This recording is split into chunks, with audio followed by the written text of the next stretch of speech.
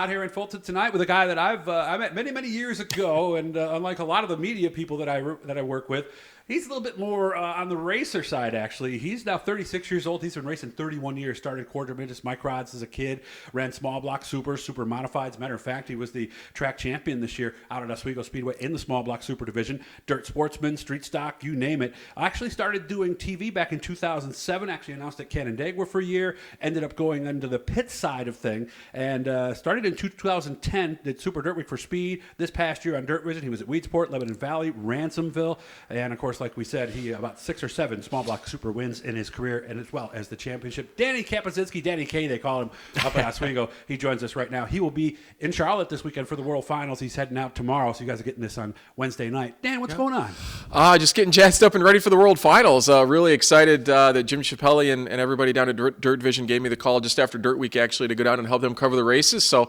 I haven't been on an airplane in 4 or 5 years, so I'm trying to get myself acclimated to getting up in the morning and getting there and doing all the things we need to do for that. Yeah, so he'll be up by the time you guys see this. A lot of you in the morning, he's already going to be long gone on the plane. Have you been to this event and worked before? I have. I actually worked for the World of Outlaws from about 2009 to 2011. So I did 3 straight World Finals down there with the Dirt Vision crew, and then went back in 2012 and did a year. So I did about 4 straight years, and it's been since 2012 since I've been down there. So I'm excited to get back. Is it like up here, the mood of this event, or is it different than, say, Super Dirt Week or the Outlaw 200 or even the Classic? Well, it certainly has. It definitely has a big event feel. There's no doubt about that. But it also has, like, especially for the Super Dirt Car Series Modifieds, an excitement of being someplace different. You're in the South. You know, everybody wants to get south in the winter, even though it's not going to be that warm this weekend.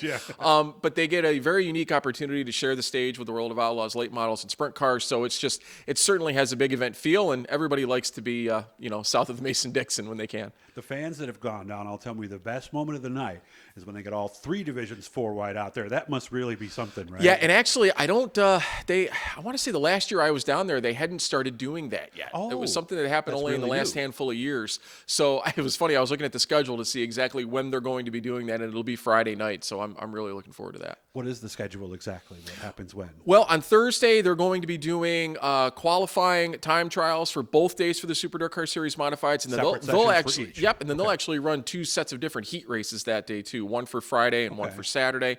The sprint cars and the late models will time trial only, and then they'll run their separate events both on Friday and Saturday. So the modifieds get a lot out of the way really on Thursday night. Oh, okay. Now, what is your job specifically as pit reporter? I mean, is it pretty much looking for stories? Do they tell you some specific things they want to do? Yeah, usually there's a bit of a layout ahead of time, but mostly I'll just sit down in the hot pit, talk to the drivers, find things out as they happen, and cover the races. I've had a lot of fun working with Shane Andrews the last 4 or 5 years, and Shane does a really good job of bringing me in when he thinks that my expertise is needed. So having the past experience and the current experience of driving cars as well as covering races helps in those certain situations. So Shane's kind of my guide in a lot of respects. And that was exactly where I was going next, as a guy who's raced, a lot of different things, dirt and asphalt. Yeah.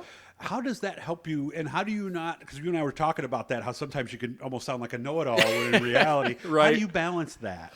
Well, I try to look at it from the point of view is I try to explain as much as I can, in the sense that almost trying to introduce a new viewer or somebody that hasn't really, been a part of it before, to try to just get the basics in there. And like I said, Shane does a really good job of knowing when to bring me in, when not, and kind of guiding me into what I should be bringing up at certain, different points of a broadcast. And I'm a fan, number one, first and foremost. So if I think that might have been something that I would have liked to have known about, I try to bring it up.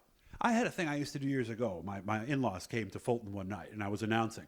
And I kind of thought about them all night. And I learned from that to kind of picture somebody you're talking to who doesn't know anything about the sport. What would they want to know? Do you kind of do the same Yeah, thing? exactly. Yeah, you really are just trying to relay information to folks as plainly, simply as possible, not go overboard.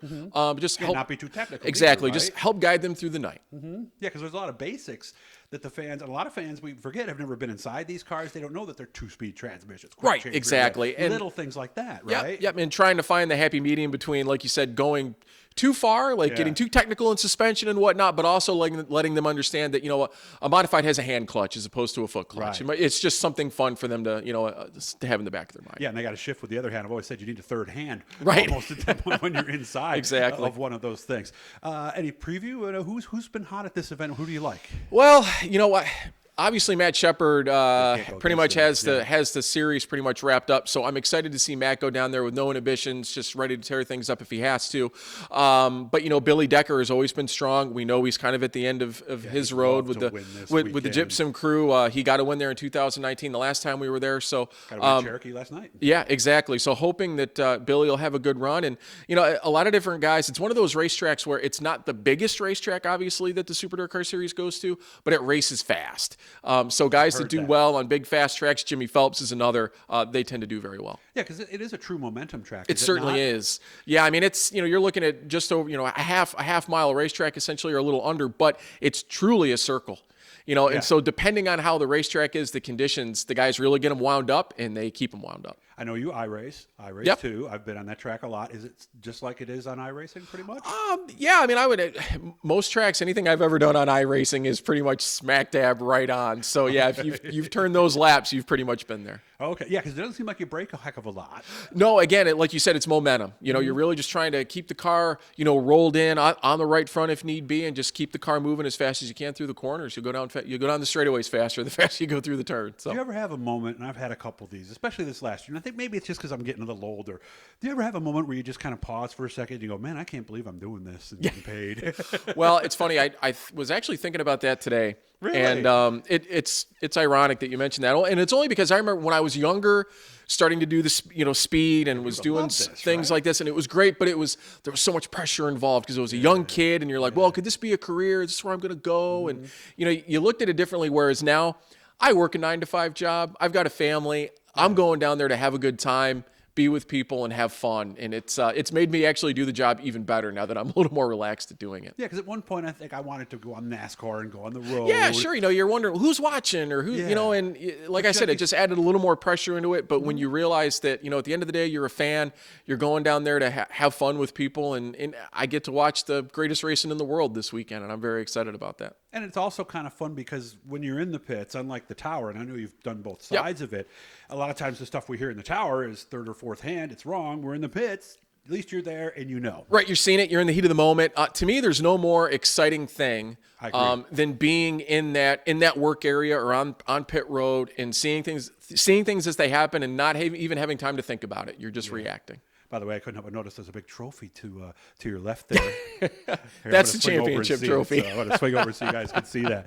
So that is his trophy, that one in front there. I'm going to zoom out a little bit so you can see it. That is the trophy that he got this year at Oswego. How cool is that, after all you've done, to be the champion in the small block super division? Well, I never really envisioned that ever happening, to be honest with you. I grew up just wanting to win a race at Oswego Speedway. To be a champion is more than I could have ever asked for. And I was lucky this year to get teamed up with Steve Flack and Mikey O'Connor, and we won 4 races at Oswego alone and had just enough to win the championship. So it was very exciting. So are you a dirt guy or an asphalt guy? I'm an asphalt guy. You are? Yeah, okay. I mean, I grew up going to Oswego Speedway. Went to my first race there when I was, I think, 1 or 2 years old. Really? My father was not a dirt fan. He built 13 super modifieds. I think he called dirt modifieds farm implements, I believe. Yeah, he wanted me to have nothing to do with the dirt.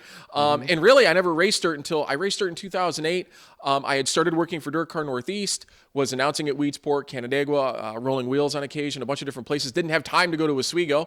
Started learning about that. Was right when they started doing the crate engine in the Sportsman. Okay. My buddy Josh and I bought an old Bicknell car from Shane Donath, and we went racing, started having fun. Well, again, it's going to be on this weekend. If you have Dirt Vision, and if you don't have it yet, this would be a great time to get it. Oh, yeah, absolutely. For this event this weekend, because they're going to show all the divisions, right? Yeah, exactly. It's included in your Fast Pass subscription, so it's the entire weekend, top to bottom, from Thursday right through Saturday. And later, sometime in a couple of months or so, we'll get back with Dan, and we'll do our official season in review, and we'll do the thing, where we talk about his background and how he got started. That'll be a lot of fun. But I appreciate you making time for me because I know you got to go in the morning. Guys, hit the blue E down there. It'll subscribe every time we're talking to somebody cool. Dirt Vision, next 3 nights, Thursday, Friday, Saturday. Get the Fast Pass, and you'll be able to see everything that happens down at the World Finals. Dan, have fun, man. I will. Thank you very much, Doug.